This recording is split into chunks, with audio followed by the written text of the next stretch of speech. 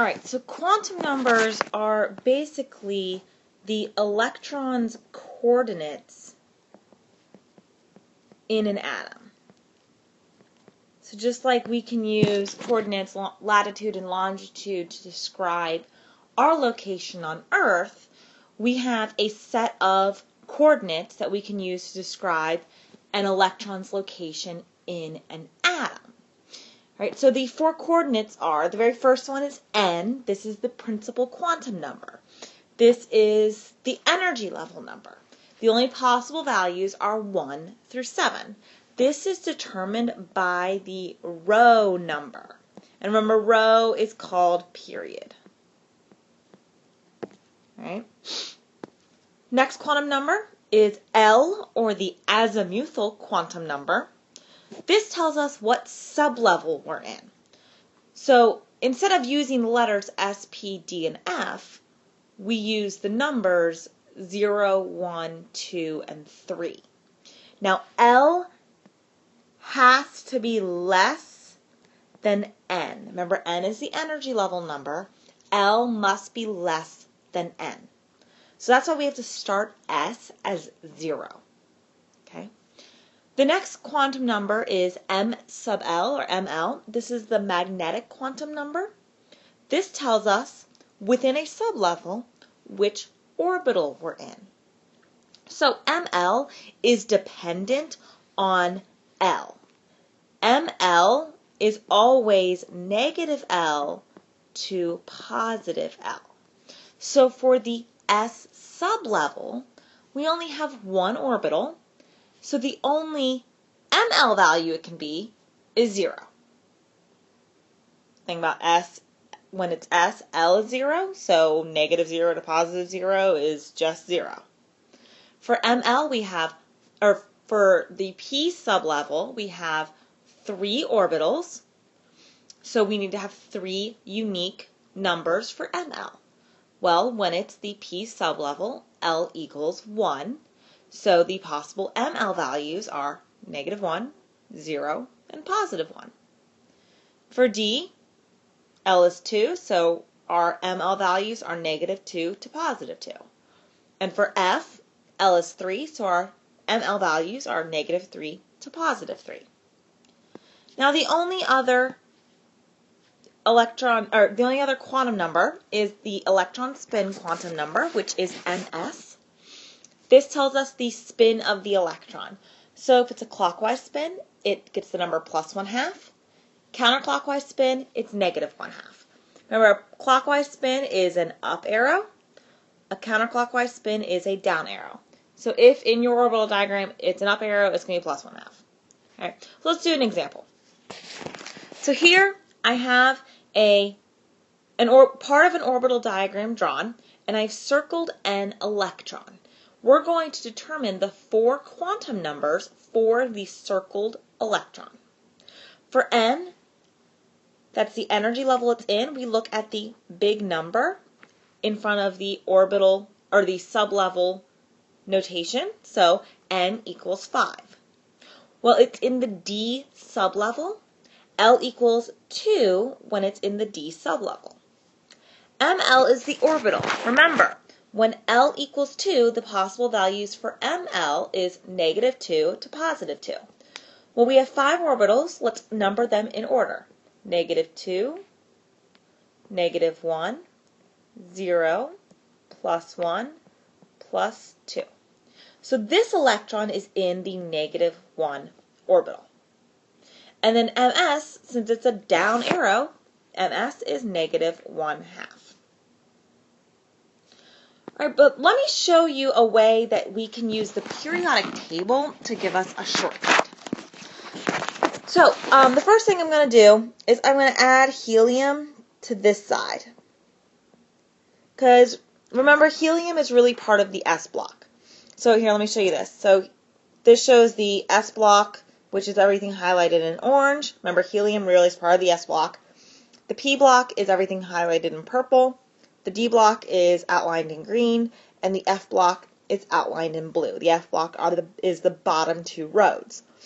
So, N for the S block, N for the S block, is equal to the row number. So I'm going to write this kind of over the periodic table sideways.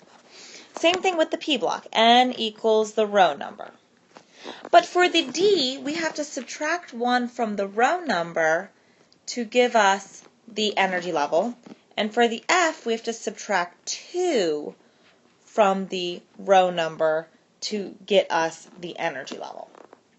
All right, so what I wrote in purple there, that shows us what N is equal to. I'm going to do the next part in red. That's the L value. L is equal to the block that we're in. So if it's the S block, L equals 0. The P block, L equals 1. The D block, L equals 2. And the F block, L equals 3. So now along the tops of the periodic table, I'm going to write some numbers. And these numbers tell us the ML value. Now, remember, within a sublevel, you have multiple orbitals, or you have a certain number of orbitals. So within the S sublevel, we only have one orbital, so there's only one possible ML value. So I'm going to put a 0 at the tops of both of these columns, because both of those columns, the last electron in that atom is in the ML of 0 orbital, right? The P block, it's negative, for L equals 1, so it's -1 to +1. All right, helium, remember, is part of the S block. All right, for the D sublevel, L equals 2, so our possible values are -2, -1, 0, +1, +2. You always start over once you get halfway, once you go all the way through once. And then for the F block, it's -3 to +3.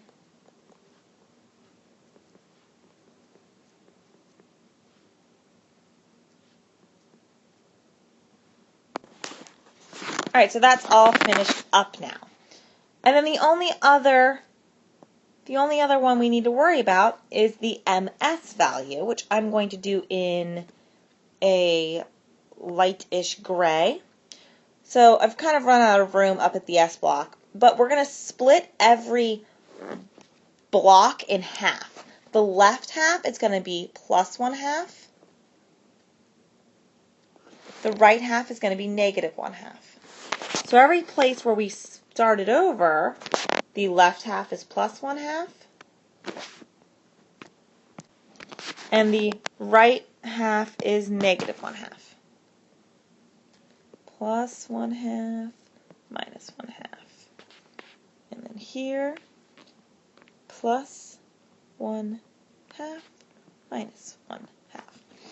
All right, so all of this tells us, it's kind of like a shortcut for determining the quantum numbers for the last electron in any element. So you just use this as your guide. So let's do some examples. For sodium, we're going to do it for the last electron. So N, let's go back to the periodic table. N, let's find sodium. Okay. I'll circle it in blue. There's sodium. Yay. So for sodium,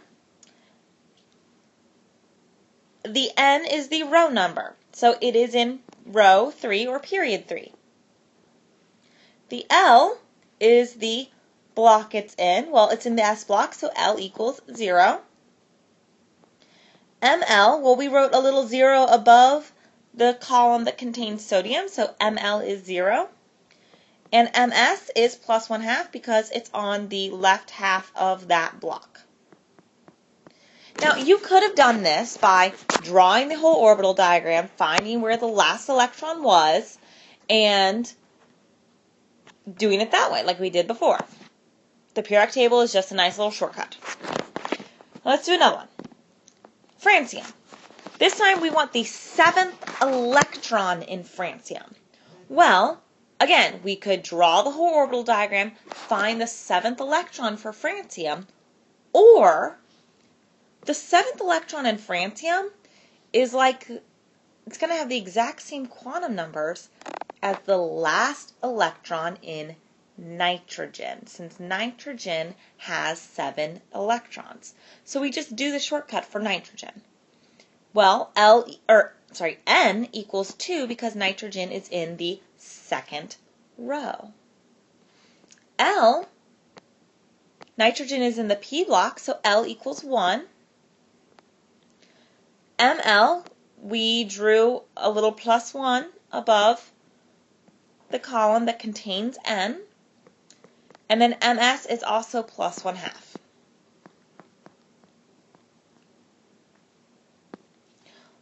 One last example. This way we're going backwards. I've given you a set of quantum numbers, and I want you to determine which element it is. Well, you kind of have to do N and L at the same time, because whatever L is, it tells you the formula to use for N. Remember, in the P and the S block, N is equal to the row number. But for the D and the F, you have to subtract either 1 or 2 from it to get the N value. So, since L equals 3, that's the F block. Well, for the F block, I'm going back to my periodic table, N equals row minus 2. So if we know that the N equals 4, that means that this is in the 6th row. We're just doing a little bit of algebra here, right? So this is in the 6th row. So we have eliminated all other possibilities. We know we're in the F block. We've eliminated the bottom row of the bottom 2 rows because the lanthanide series, or the top one, is the 6th. Lost my train of thought. The top one is the 6th row, and the bottom one is the 7th row. So, if this is the case, then we're in the 6th row. So we have to have one of these top elements. So we've narrowed it down to these guys. Okay. Now let's look at our other quantum numbers.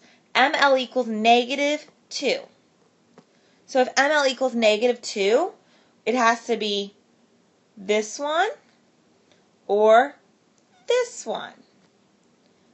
And since MS equals -1/2, we have eliminated this one because that's +1/2, so we're left with dysprosium, dy. Dysprosium. That's the element it has to be. And that's the gist of quantum numbers.